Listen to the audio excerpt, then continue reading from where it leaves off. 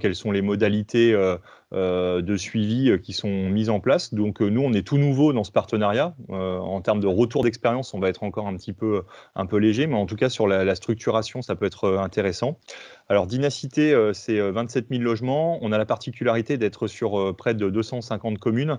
Donc on a une diversité de parcs et une diversité d'interlocuteurs, et on essaiera avec des outils soit numériques, soit dans notre transformation digitale, de répondre au mieux et d'accompagner nos locataires.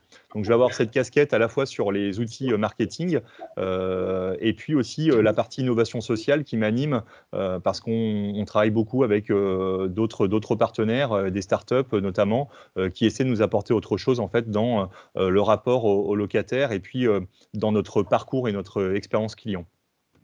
Voilà, à toi Léa.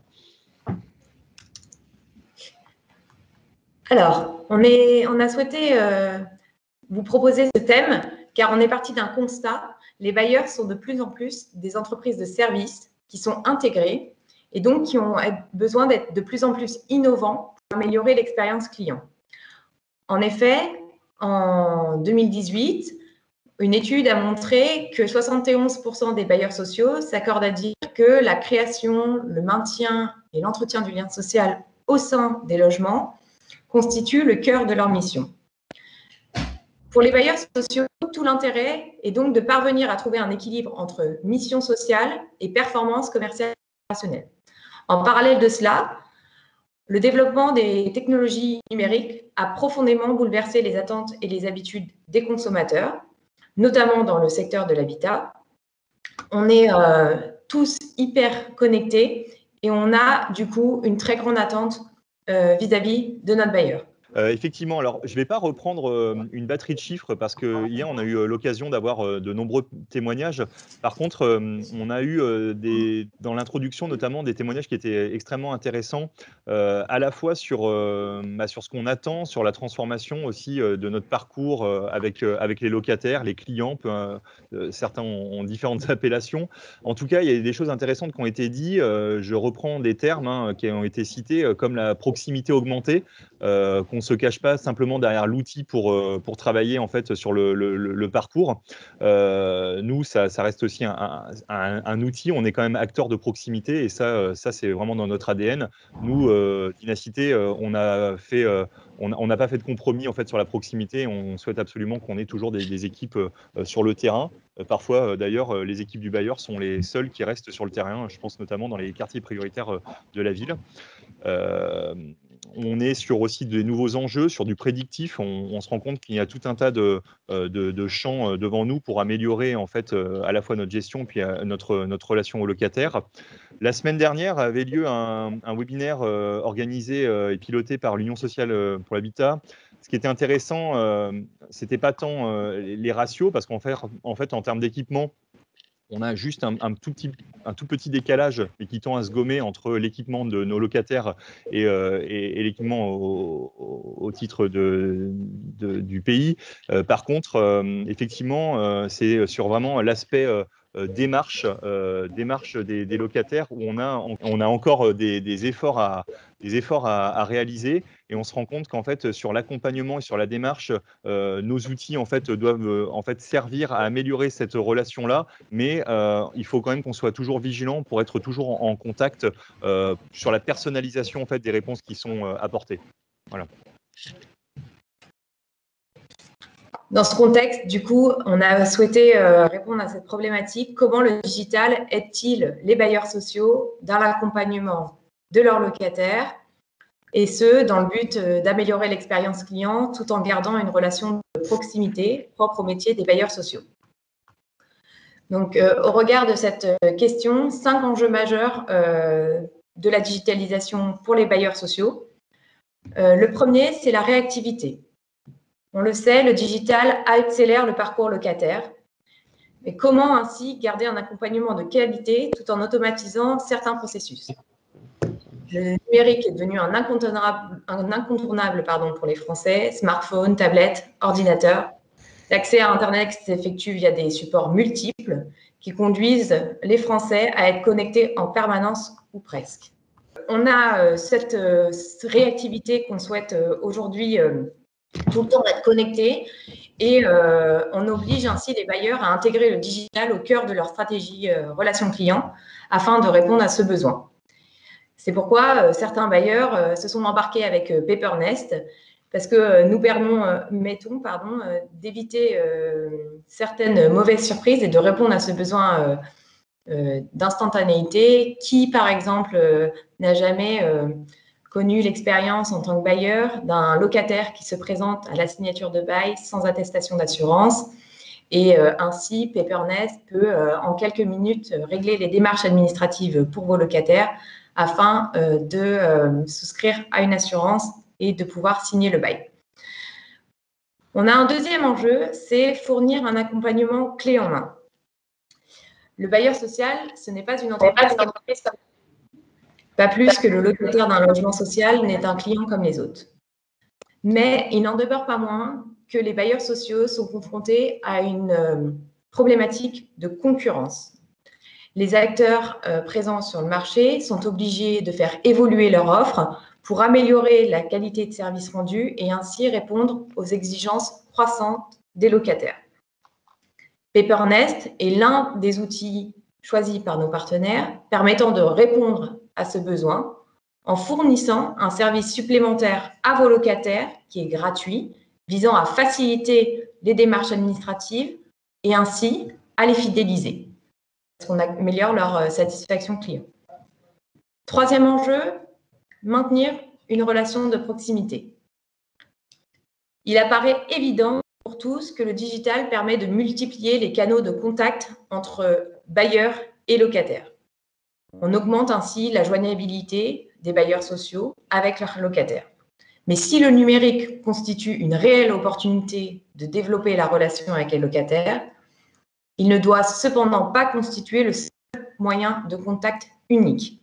On l'a vu hier avec les intervenants lors de la table ronde gestion de la relation client, que le numérique venait augmenter l'expérience locataire et ne remplaçait pas cette relation de proximité.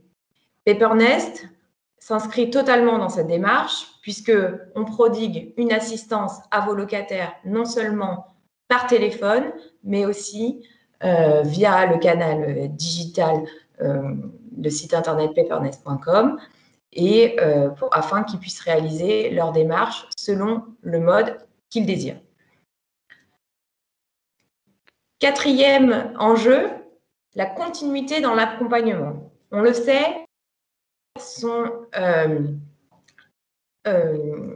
accompagnés par de nombreux interlocuteurs chez les bailleurs sociaux. Il y a une spécialisation des métiers et une recherche de performance qui conduisent parfois à une multiplication d'interlocuteurs. Le locataire peut se perdre avec son bailleur et il est difficile de rendre l'accompagnement continu. Le numérique représente un véritable outil pour les bailleurs afin d'assurer ce suivi des dossiers via les CRM, par exemple. Dernier enjeu qu'on a identifié, c'est le fait de proposer des solutions innovantes. La crise sanitaire l'a montré, la transformation digitale des bailleurs sociaux est inéluctable. Au-delà des aspects numériques désormais bien installés comme la dématérialisation, il reste encore de vraies marges de progression en termes de maturité digitale qui poussent les organismes du parc social à chercher des innovations pour améliorer la relation locataire. Là encore, Pepernest peut être une de ces solutions innovantes choisies par les bailleurs, puisqu'on vous propose, par exemple, d'offrir à vos locataires le service Pepernest pour régler des situations difficiles de locataires qui ont du mal à finir leur fin de mois et chercher à réaliser de petites économies sur leur contrat du logement, leur permettant d'avoir un petit souffle d'air. Et toi, Sébastien, comment Dynacité répond-il à ces enjeux? Quelles solutions avez-vous mises en place suite à l'identification de ces besoins? Alors en fait, sur ces aspects-là, alors il y a beaucoup de choses qui ont pu être mis en avant. Alors je ne vais pas lister l'ensemble des solutions parce que les bailleurs les connaissent et je vois qu'il y a beaucoup de bailleurs là qui sont autour du webinaire. En tout cas, il y a des choses qui sont hyper intéressantes. C'est, enfin, qui nous ont nous tout de suite séduites en fait dans le partenariat avec Pepernest. C'est à la fois la réactivité. Pourquoi la réactivité? Parce que, comme évoqué, on peut avoir certains points de blocage, notamment dans des mutations, relogement, etc. Donc là, je parle d'un sujet très opérationnel, mais n'empêche que l'accompagnement clé en main et le fait de réaliser l'ensemble de ces démarches-là nous permet de s'exonérer de quelques situations compliquées, à savoir retarder un relogement, réorganiser un rendez-vous, etc. Et en termes de gestion et en termes de management, c'est vrai que c'est un petit peu plus compliqué. En termes de réactivité, on est tous maintenant concernés par d'autres canaux, hein. Je prends les réseaux sociaux, par exemple, où on a des demandes de logement en direct, des demandes d'intervention. Et en fait, on se doit d'être actif, on communique un peu plus largement, notre spectre est un peu plus important. Et par contre, on se doit aussi d'être plus réactif. Et ça nous permet d'avoir un outil en plus pour répondre déjà à ces premières demandes. Sur la continuité de l'accompagnement, ce qui était intéressant avec Pepernest, c'est qu'en fait, c'est un package, tout est clé en main pour reprendre les propos. Et enfin, et là, je vais vraiment parler avec ma casquette de bailleur, c'est la relation de proximité. Pour le moment, par exemple, nous, on a une communication qui va être assez light parce qu'on commence tout juste avec Pepernest et on va le déployer. On a fait le choix de le déployer d'ailleurs à l'ensemble de nos directions de territoire, de nos antennes et nos points de contact. On est sur une vingtaine d'endroits où on reçoit du public, etc., où on va pouvoir, en fait, dans notre relation de proximité, parler de Pepernest et puis expliquer quel est l'objet en fait, de ce partenariat-là. Et puis, in fine, ce qui est intéressant aussi, c'est qu'on travaille tous sur l'amélioration à la fois du parcours client, d'expérience client, mais aussi du pouvoir d'achat, parce que c'est le nerf de la guerre. Et en fait, réaliser des économies et pouvoir en fait se focaliser sur autre chose lors de son déménagement, ça a été pour nous intéressant. Donc voilà dans les grands enjeux qui sont mis sur cette diapo qui nous intéresse. Une fois qu'on a dit ça, comment le locataire est accompagné par le digital tout au long de son parcours? Ça commence en fait dès la recherche d'un logement. Lors de la recherche d'un logement, on a des bailleurs qui ont mis en place de nombreuses initiatives pour faciliter cette étape.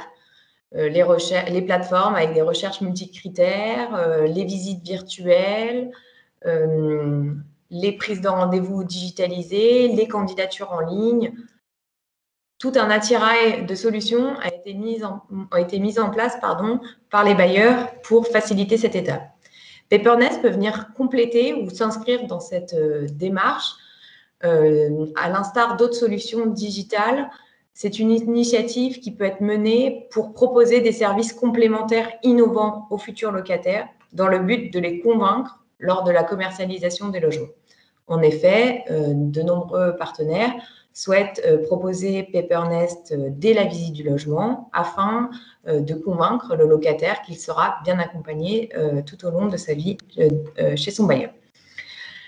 Mais évidemment, Pepernest, c'est surtout une solution qui peut être utile pour les locataires en mobilité lors de l'entrée ou la sortie des lieux, puisque on a, comme d'autres solutions digitales, une proposition de service qui s'inscrit au cœur de cette démarche de numériser et de faciliter l'entrée. C'est une assistance supplémentaire pour toutes les démarches administratives, énergie, Internet et téléphonie mobile, assurance habitation, redirection de courrier, prestation de déménagement en tant que telle. Pepernest s'occupe de souscrire, transférer, résilier, changer d'offre pour tous les locataires qui le souhaitent gratuitement. Et puis enfin, on peut aussi avoir un accompagnement des bailleurs pour les locataires en place, tout au long de leur parcours, vous avez des solutions innovantes que vous avez mis en place avec le paiement en ligne, par exemple, les plateformes d'échange entre locataires, les dispositifs de gardiennage connectés, toute une armada de solutions qui sont mises en place par les bailleurs sociaux et que Paper.Nest vient compléter, puisque ça peut être une solution innovante de proposer à vos locataires d'optimiser leur contrat du logement. On en a déjà parlé tout à l'heure. Par exemple, pour les aider à boucler leur fin de mois dans des situations financières compliquées. On a tous, par exemple, eu un contrat qu'on n'a jamais souhaité changer. À titre personnel, je n'ai pas changé mon contrat de téléphonie mobile pendant 10 ans. Et juste en faisant un transfert, j'ai pu gagner une dizaine d'euros par mois, soit une centaine d'euros par an, ce qui est non négligeable pour certains locataires. Chez Dynacité, je sais que le digital est vraiment au cœur de votre relation client. L'application Dynacité dans ma poche n'est qu'un exemple parmi d'autres. Pourrais-tu nous en dire plus, Sébastien? Alors oui, c'est un exemple maintenant qui va devenir plutôt un petit phénomène. On a eu, je me rappelle de l'intervention là, de Paris Habitat hier qui parlait de leur première application il y a 5-6 ans. Bah, nous aussi, on était hyper fiers de faire notre application Dynacité dans ma poche. Tout était fait maison en plus, donc on s'en félicitait. C'était intéressant, mais maintenant, on se rend compte qu'on est pas assez poussé hein, dans la digitalisation avec ce type d'outils. C'était un premier essai. Ça nous permettait effectivement de traiter à la fois des documents sur l'espace locataire, mais aussi des réclamations avec la prise de photos, etc. Donc on avait essayé de monter tout ça. Là, pour le coup, c'est quelque chose qui redescend un petit peu. On va être plus sur de l'agence virtuelle avec le suivi du parcours client, du parcours du produit. Il y a une chose aussi qu'on n'a pas relevé ici, alors mais même si c'est pas forcément le débat, c'est que les outils ils sont mis à disposition de nos équipes, mais on les a embarqués avant de leur mettre les outils dans les mains. Je m'explique, quand on a aussi fait l'interface pour les clients locataires, on a réalisé la même opération pour nos équipes de proximité et en fait l'idée c'était qu'on construise l'application pour eux, pour qu'on ait un peu plus de retour et que ce soit pas perçu comme un outil en plus qui soit un outil pour un geek et qui n'ait pas de plus-value sur la proximité. Donc ça, c'est vraiment important. L'idée, c'est que Paper.Nest, ça nous permet d'avoir un outil en plus. On parle des journées connectées hein, aujourd'hui, mais on a à la fois tout ce qui peut être connecté dans notre bâtiment. On a parlé du BIM, on a parlé, je sais pas, des VMC connectés et j'en passe sur aussi tous les systèmes de trappe et puis de surveillance. Et on a aussi maintenant une exigence qui est un petit peu plus forte avec nos locataires, notamment sur la commercialisation, que ce soit à la fois sur la location, mais aussi sur la vente. On a aussi des enjeux. Ce type d'outil nous permet d'être un peu plus réactif et on essaie aussi de lutter comme tous hein, sur la vacance frictionnelle. Hein, je parle entre le nouveau entre l'ancien pardon et le nouveau locataire qui a des incidences financières. Voilà, là on a ce package là qui est en plus transparent en termes financiers et en termes d'organisation. Je vous en parlerai en conclusion, qui s'est plutôt bien déroulé pour le démarrage. Donc on espère que ça va continuer ainsi. En tout cas, on réinvente nos pratiques. On est sur de l'automatisation aussi, sur certains types de produits qui ne doit pas remplacer hein, notre relation, mais c'est pour mettre l'énergie en fait sur l'accompagnement de nos locataires. Et puis tout ce qui peut relever après sur du callbot, du chatbot. Alors nous, on est plutôt parti sur du callbot pour déjà en fait diminuer des appels quand on a des soucis très très ciblés. Et enfin, sur la partie vraiment logement, on est vraiment convaincu de la digitalisation de nos processus. On travaille à la fois sur des outils collaboratifs et partagés en équipe, en interne. Donc, je reprends vraiment le socle, hein, c'est que ça part des équipes pour ensuite remonter et pas l'inverse. Nos missions, elles restent les mêmes. Elles se transforment juste dans les processus. Et sur la commercialisation, à la fois, on revoit tout ce chaînage et le digital nous le permet d'être un petit peu plus agile et on peut aussi apporter d'autres sujets. Alors là, j'invente rien, mais type visite virtuelle, la personnalisation des logements aussi. Ça permet d'être un peu plus réactif aussi sur les demandes et d'avoir un produit qui monte en gamme. Parce que je le rappelle, on a toujours un peu cette étiquette logement social. C'est quand même le logement social qui expérimente, qui innove, et ça fait partie aussi de notre batterie de projets innovants. Voilà.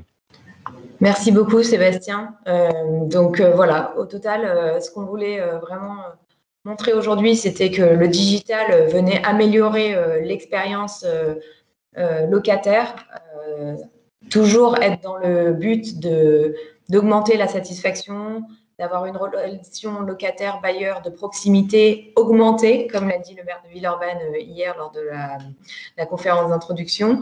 C'est une notion qui va prendre son sens dans les futures années, et Pepernest peut s'inscrire dans cette démarche pour les bailleurs. On propose un service qui se veut à la fois simple, rapide et 100% gratuit pour tous vos locataires. Un service qui peut s'adresser non seulement à vos locataires en mobilité, donc on en a déjà parlé, ceux qui rentrent ou qui sortent de leur logement afin de leur permettre d'avoir un accompagnement dans toutes ces démarches administratives qui peuvent être parfois très fastidieuses et une vraie charge mentale pour les locataires.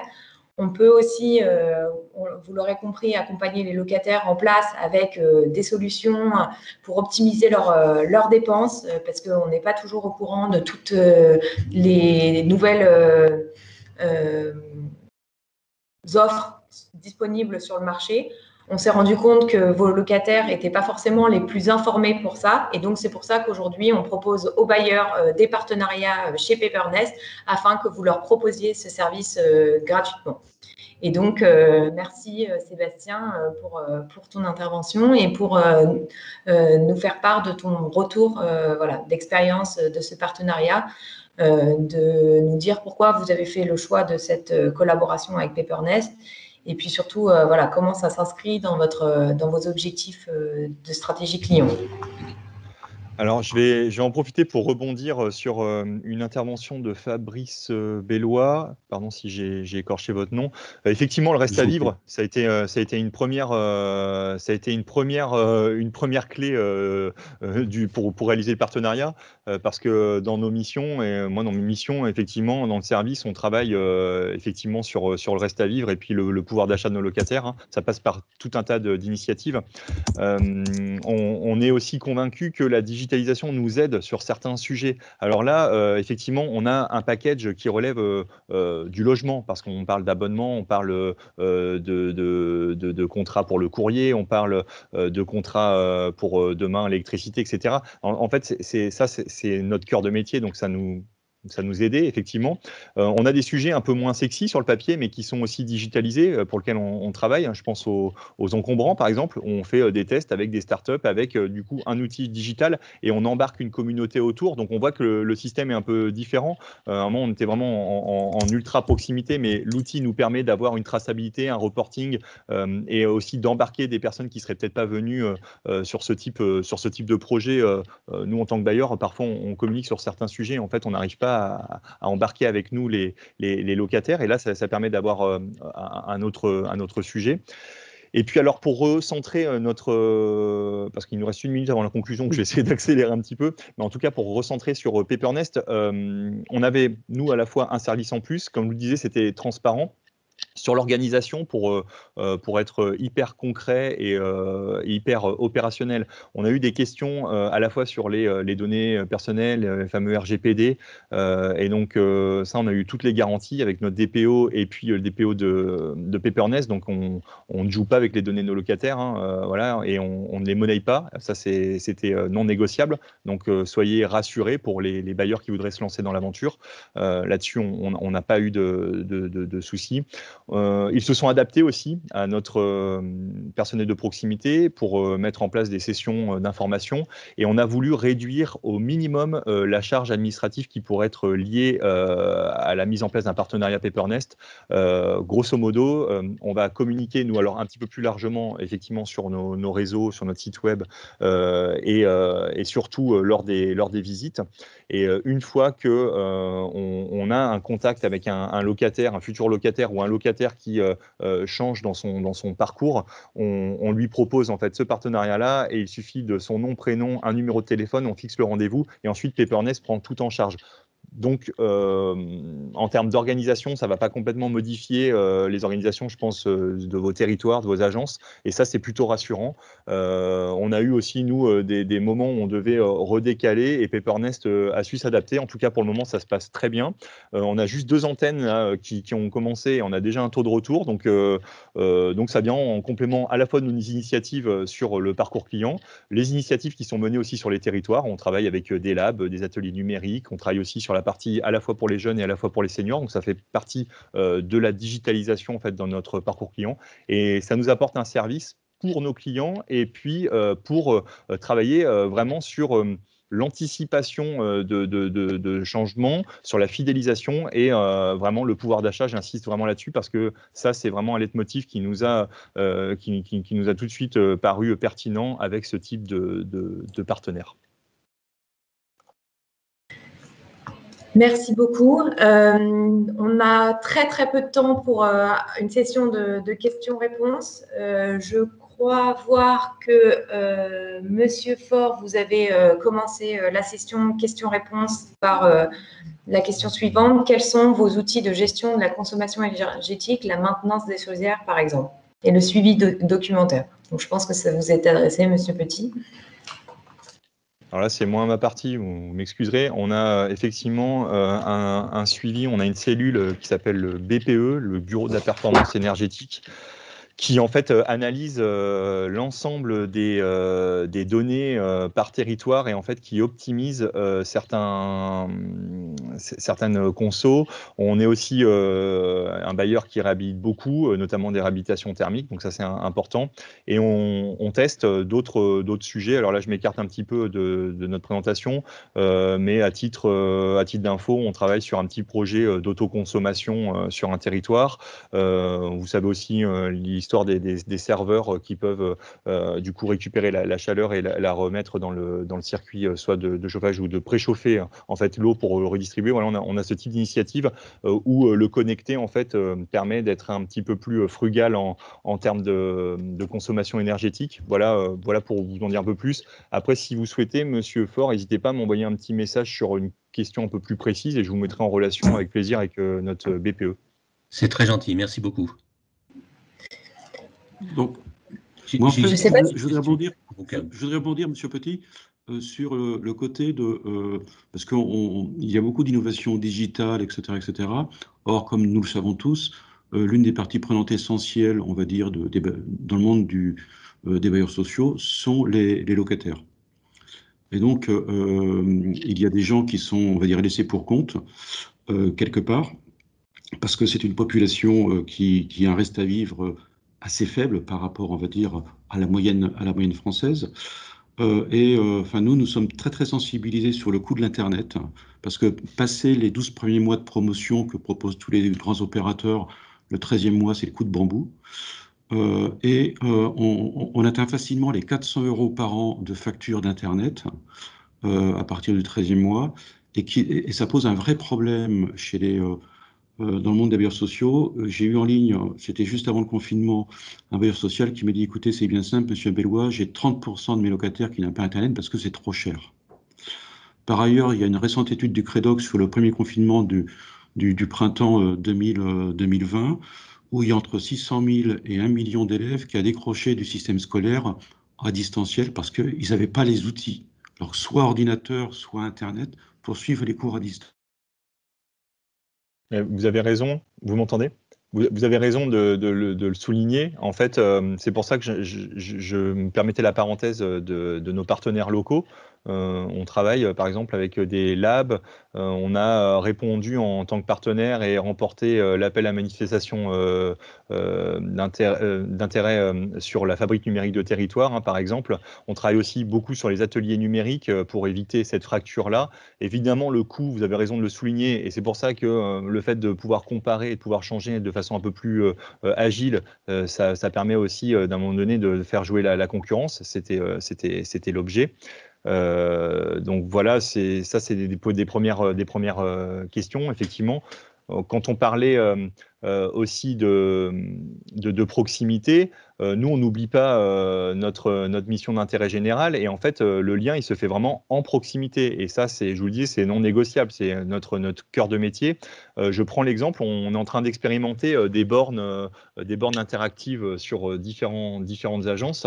On avait fait le pari en fait, de vouloir tout digitaliser au départ, et ça ne marche pas. On a toujours besoin de personnes pour accompagner. On a parfois la barrière de la langue. On a aussi toujours cette contrainte du document en papier. Donc, on a laissé la possibilité d'imprimer, de scanner. Et en fait, toutes ces petites démarches, en accompagnant nos locataires là-dessus, on arrive à fluidifier un petit peu, mais par contre, sans complètement casser la relation. Et c'est pas du tout notre volonté. Donc voilà, on essaie aussi de combiner, de se réinventer. Et l'outil reste un outil. J'insiste vraiment là-dessus. Merci beaucoup, Sébastien, de nous avoir accompagnés dans cette conférence. Merci à tous d'avoir participé. On va devoir vous quitter parce que le programme est très, très serré. Donc, on vous laisse assister aux autres conférences et on serait ravis de pouvoir répondre à vos questions en parallèle de cette conférence, soit Monsieur Petit, soit moi. Donc, n'hésitez vraiment pas à nous solliciter. On va vous mettre notre adresse mail dans le chat et à nous envoyer des mails afin que vous puissiez nous contacter sur des questions que vous auriez sur Paper.Nest ou sur d'autres initiatives menées par Dynacité. Voilà. Si vous voulez un peu plus d'informations à la fois nous sur Dynacité, mais aussi la mise en place du partenariat, n'hésitez pas à me contacter, je vais vous mettre l'adresse mail. Et puis, ce qui serait intéressant, c'est aussi de voir les différents bailleurs qui sont en relation avec Paper.Nest, nos retours. Alors, imaginons, je sais pas, j'ai envie de vous dire rendez-vous l'année prochaine aux Journées Connectées 2022 pour avoir un petit peu plus de taux de retour, savoir ce qui a adapté. Il y aura sûrement en fait des changements, et on verra aussi comment nous on navigue avec ce partenariat. Et puis pourquoi pas, et ça je pense que c'est dans vos projets, on n'en a pas encore parlé, j'imagine d'étoffer le bouquet de services qui serait proposé par Paper.Nest. Ce serait encore plus intéressant parce que du coup nous on va aussi travailler sur ce parcours-là avec vous et aussi avec d'autres partenaires. Voilà, merci de votre attention, et puis je suis à votre disposition pour faire le relais si vous avez besoin de précision.